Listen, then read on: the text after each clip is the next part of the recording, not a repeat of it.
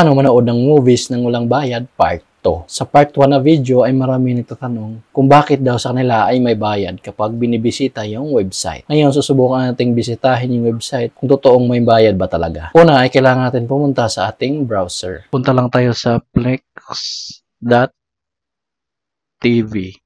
Pinutin lang tong pinakaunang lumabas. So, ito yung unang makikita nyo. Ayan, so dito sa taas, makikita natin dito yung tatlong linya at pinutin lang to. Ayan, nakalagay dito, merong sign up free or sign in. So, pwede na kayong hindi mag-sign up. So, ang gagawin nyo lang ay pinutin lang tong movies and shows. Ayan, so lalabas na yung iba't ibang movies dito. Ayan, so susubukan natin yung Paste Up Legend. So, pinutin lang natin. Ayan, so makikita dito yung watch free at pinutin lang to. Ayan, so pwede mo rin siyang i-download yung app sa Google Play Store.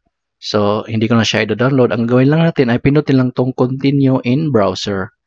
Ayan, so antay lang natin yung ads na matapos. So, meron dalawang ads. So, ito yung ads na una.